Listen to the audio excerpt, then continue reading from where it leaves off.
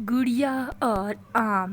گاؤں کی تنگ گلیوں میں ایک چھوٹی سی لڑکی جس کا نام گڑیا تھا ہمیشہ اپنے ارد گرد رنگ برنگی پھولوں، درختوں اور پودوں سے بہت خوش رہتی تھی۔ گڑیا کے والد ایک کسان تھے اور ان کا بڑا سا باغ تھا جس میں ہر طرح کے پھل اور سبزیاں اگائی جاتی تھیں، لیکن گڑیا کا دل آموں میں ٹکا ہوا تھا۔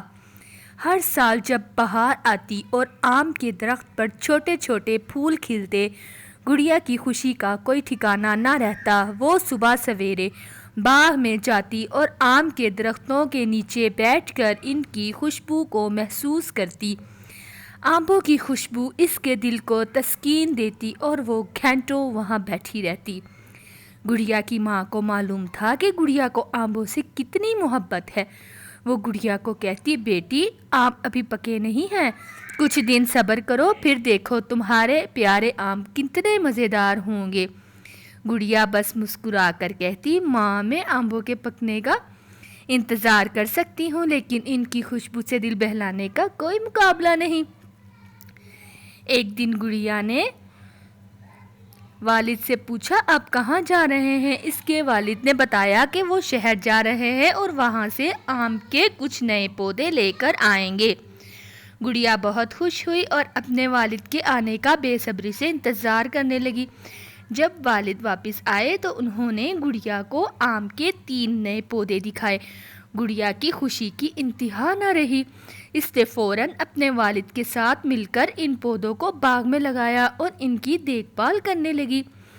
وقت گزرتا گیا اور گڑیا ہر روز ان پودوں کو پانی دیتی اور ان کی مٹی کو نرم کرتی اور ان کا بہت خیال رکھتی۔ جلد ہی وہ پودے بڑے ہو گئے اور ان پر بھی چھوٹے چھوٹے آم کے پھول آنے لگے۔ گڑیا کی محنت رنگ لائی اور چند سالوں میں ان درختوں پر بھی آم آنے لگے۔ ایک دن گڑیا کی دوست سونیا گاؤں آئی۔ سونیا شہر میں رہتی تھی اور وہاں کے پھل اور سبزیاں کھانے کی عادی تھی۔ گڑیا نے سونیا کو اپنے باغ میں بلایا اور کہا، سونیا میں تمہیں اپنے باغ کے خاص آم کھلاؤں گی جو میں نے خود لگائے ہیں۔ سونیا نے حیرت سے پوچھا، گڑیا کیا واقعی یہ آم تم نے خود لگائے ہیں؟ گڑیا نے فخر سے جواب دیا، ہاں سونیا، یہ میرے ہیں اور تمہیں بہت پسند آئیں گے۔ گڑیا نے آموں کی ٹوکری بھر کر سونیا کو پیش کی۔ سونیا نے ایک آم کاٹ کر چکھا اور حیران رہ گئی۔ گڑیا یہ تو واقعی بہت مزیدار ہیں، تمہارے آموں کی بات ہی کچھ اور ہے۔ گڑیا مسکرا کر بولی، سونیا یہ آم میرے لیے خاص ہے کیونکہ ان میں میری محنت اور محبت شامل ہے۔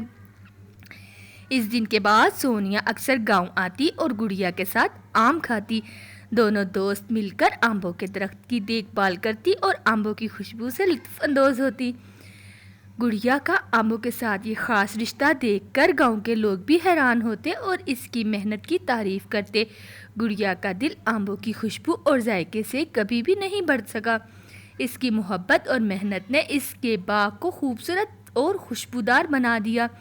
گڑیا کو آموں سے محبت تھی اور آموں کو گڑیا سے۔ آخر میں گڑیا نے یہ سیکھا کہ محبت اور محنت سے کیا گیا کام ہمیشہ کامیابی کی طرف لے جاتا ہے۔ اس کی آموں کی محبت نے نہ صرف اس کے دل کو خوشی دی بلکہ اس کے باغ کو بھی جنت کا ٹکڑا بنا دیا۔ پیارے بچوں، کس کس کو آم بہت پسند ہیں؟ پھر ملیں گے ایک پیاری کہانی کے ساتھ۔ اللہ حافظ۔